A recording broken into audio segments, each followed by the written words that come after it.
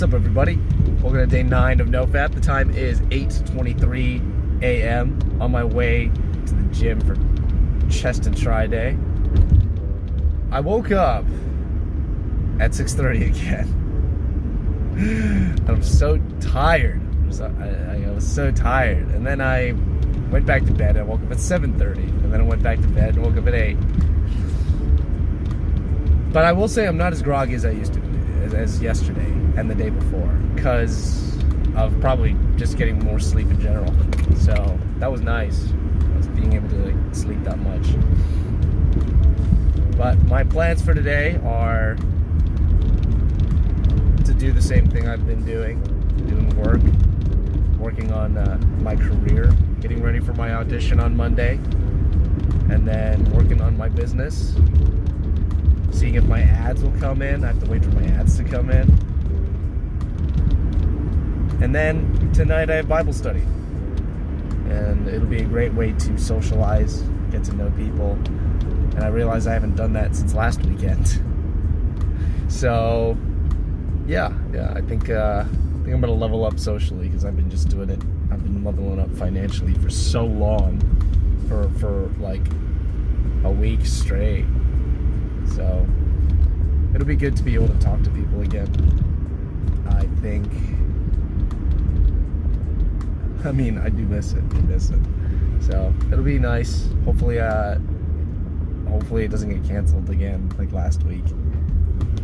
But that's my plans for today.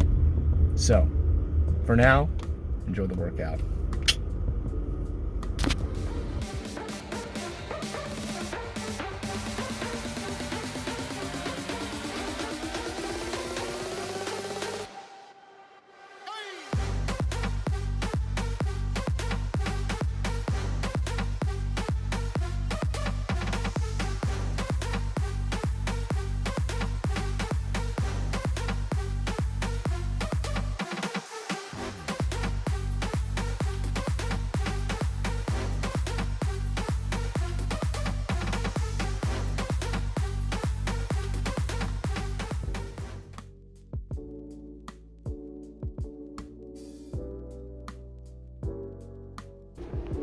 What's going on, y'all? It is 11:02 p.m. Just got back maybe like 30 minutes ago, hour ago-ish. But no, it was 30 minutes ago. But I got back from Bible study. It was really nice. I met a new person there, met a new friend. She was new, and I hope she comes back. But I also got to reconnect with some old faces too, catch up with them, and really get to just be like instant friends with them, like new people, instant friends with them, and some old people that I got to talk even more with. So yeah, it was good Bible study, and it was a good lesson. I like going there, definitely. It was nice to be among like-minded people. But yeah, for the rest of the day, I didn't work as hard as I could have, and I think it's because I'm still waiting for my ads. I'm waiting for my ads. And my ads aren't gonna, if they're not gonna happen tonight, they're probably going to be happening next week. So after the Saturday and the Sunday, then I should be getting my ads like next week. So it's gonna be a waiting game, but for now it's gonna be just a lot of product research, which is totally fine. But yeah, it's a little bit of a waiting game right now. Unfortunate, because I want to work as fast as I can, but that's the way it is. I'm a little tired just because it was like a really energetic night. It was great. Definitely learned a lot tonight. Yeah, that's pretty much my day. It's starting to feel monotonous, mundane, starting to feel like, it's starting to feel like the same old, which isn't bad, because I know that I'm working very hard every day with my body, with my mind, with my work. And on Monday, I'm going to have an audition, so it's going to be career as well. So I don't mind the day-to-day being the same, as long as it's consistently me trying to better myself every day with my body, mind, career, and spiritually, and with the business that I'm trying to do. So I'm very happy that I'm happy right now, and I am also very fulfilled with what I'm doing, and I hope it, stays that way. Of course, setbacks and all of that stuff, just being prepared for that, but it happens in life. So yeah, let's get to your questions today. Great. Okay, since you took dragon, sorry, bud. I'm a dragon. Yeah, what can I say? I'm gonna say Griffin, because lions with wings are dope. And you're a Gryffindor. Ah, okay, nice.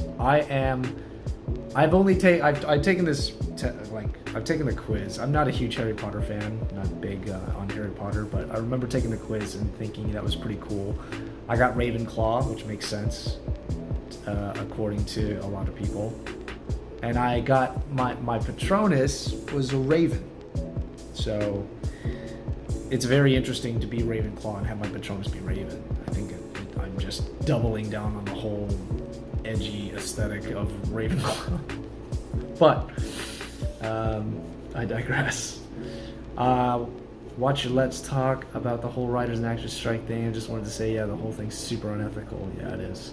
It's a lot of corporate greed. It's business. That's what it is. Sometimes they can get away with, sometimes business, like not doing the right thing, doing unethical things, can make you a lot of money. So, yeah, it's unfortunate that that's the reality of money making. There's ways to be ethical and make money, but there's also ways to be unethical and make money. So it's rough. It's why a lot of Hollywood big budget movies are declining in quality. Yeah, I think so too. I think it's those kinds of greed practices. It's why, because Hollywood is, and I'm going to go on a little bit of a tangent here, but I'm not going to make another Let's Talk on this. So a little bit of a tangent here. The reason why is because the entertainment business, like when the producers have full say, because they're producers are throwing money at movies. When the producers have final say about what the movie's going to be, then the creativity isn't there, because producers and big business people want to reduce as much risk as possible. It's a smart business move, because when you minimize risk for maximum returns, that is a smart business move. You want to do that as much as possible. However, artistically, if you don't take risks, you're going to make a movie that sucks. If you are not willing to take risks, you're going to make a movie that people have already seen. And that's why I keep saying that Hollywood is very formulaic with its writing, with its directing, with just watch movies trailers that are out now. Watch movie trailers. They're the same movie trailers. It's really intense music followed by a couple of scenes that show really amazing CGI or action scenes. It's the same. All Hollywood trailers are the same. It's the same formula, because the formula works. But it's not creative. It's not. It's just not. It's that Hollywood lacks creativity, because people are doing things by a certain book. And when you do creative things by the book, you start to see patterns. And when you see patterns, you don't want to watch something that you can predict.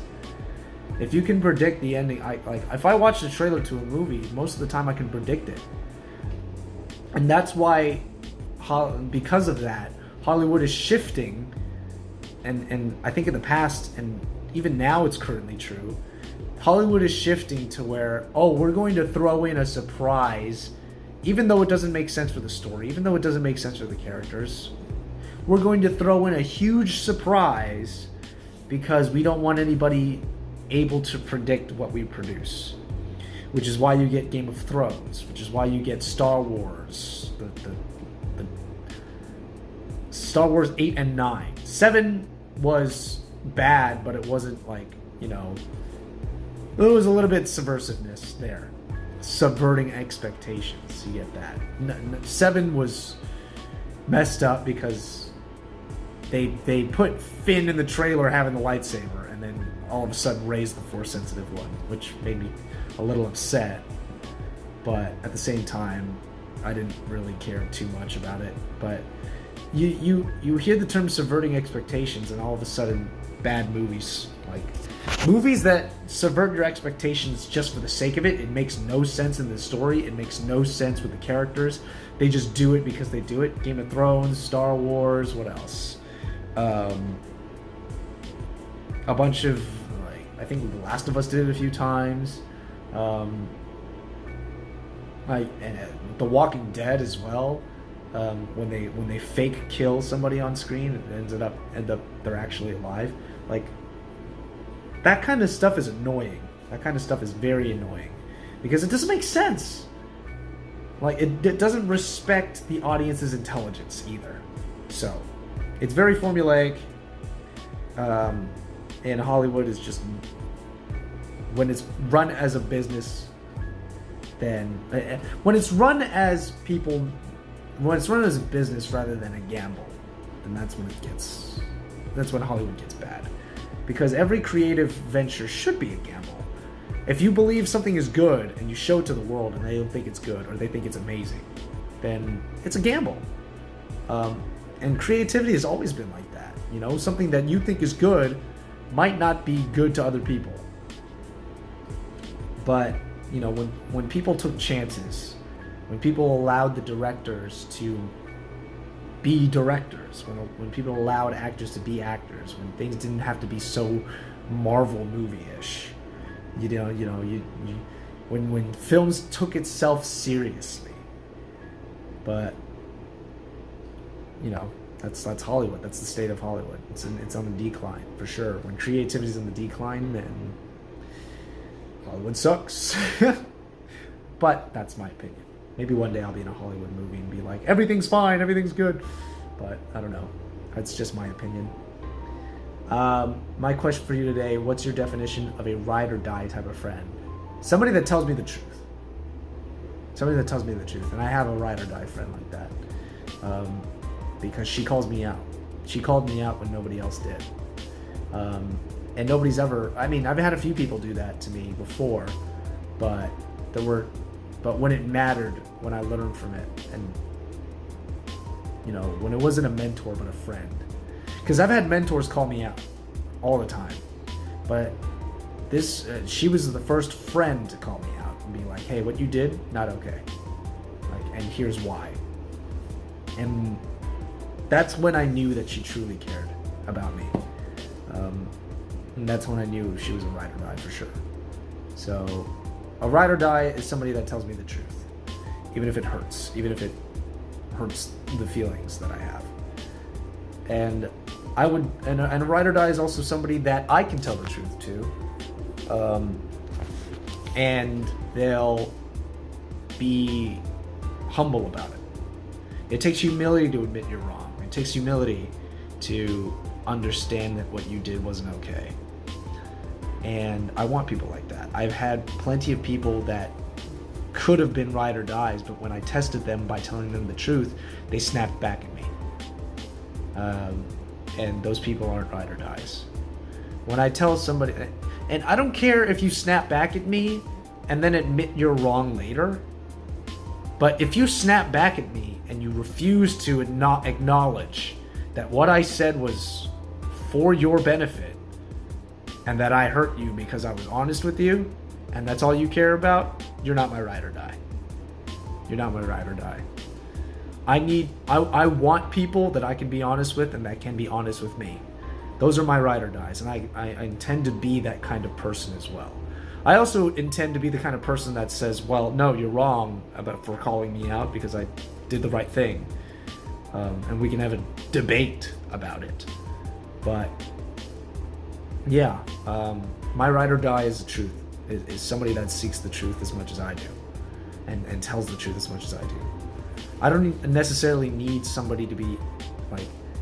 I like encouragement. I don't need encouragement because there's things that I just need to do. and whether I get encouraged to do so or not. It's nice to have, but I need somebody that understands and has a good moral code, and a good sense of right and wrong, as well as the things that need to be done in a day, and are willing to call me out when I do not meet the standards.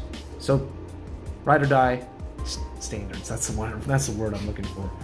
So people that have the same standards as me and keeps me accountable to keeping those standards and also rising above those standards. So yeah, those are my ride or dies for sure. And I encourage you to find friends like those too. But that's a good question. My question for you guys is,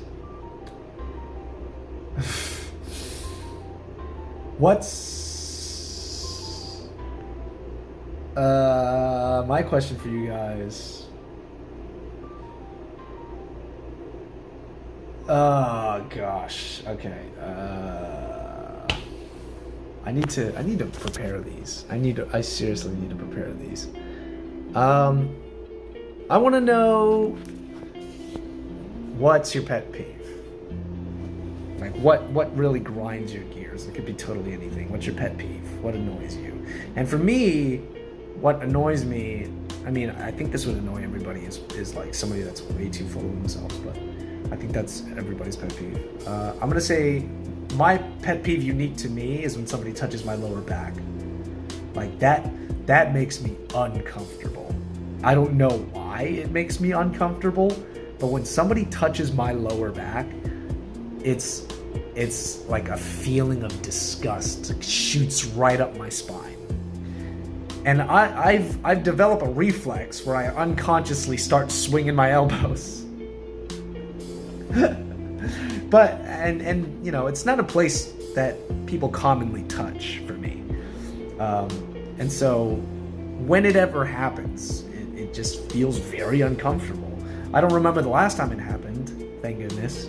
But I've had it happen before, and I was just like, this is not comfortable for me. But my lower back is a very, I wouldn't say sensitive, I would say just uncomfortable area for people to touch. Like, it just sends shivers down my spine that makes me start swinging elbows, which is a very interesting pet peeve. Yeah, what's your pet peeve? I want to know what that is.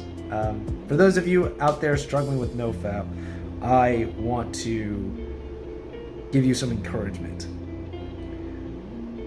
And, give you some encouragement and suggestions. I want to encourage you because I haven't said this in a long time, and I will say it. I've made these vlogs so that you can follow along with me and know that you are not struggling by yourself.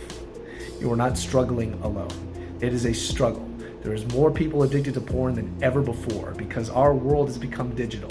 We have now been connected to a world, the entire world. And the entire world can do some pretty degenerate stuff.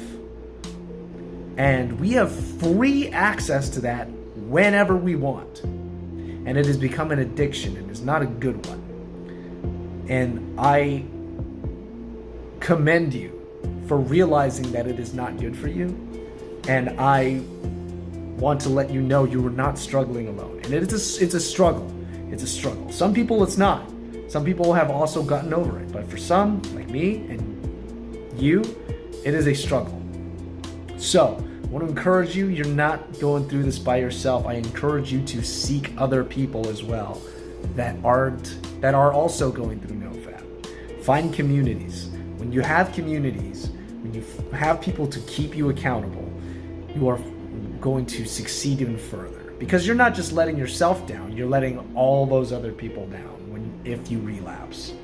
And that puts a tremendous weight behind what you're doing. So, I'm commending you for realizing porn addiction is an addiction. Having an addiction is recognizing an addiction is always the first step to getting rid of it. But just know you are not going through this alone. Let's get stronger, move forward together. I'm with you. All right? I just want to give you guys that encouragement because I haven't given that out in a while. So, that being said, I'm going to go to bed. But thank you all for watching. Stay strong, stay focused. I'm with you guys. I know you guys are with me. Catch you that. words. Catch you guys tomorrow. Peace.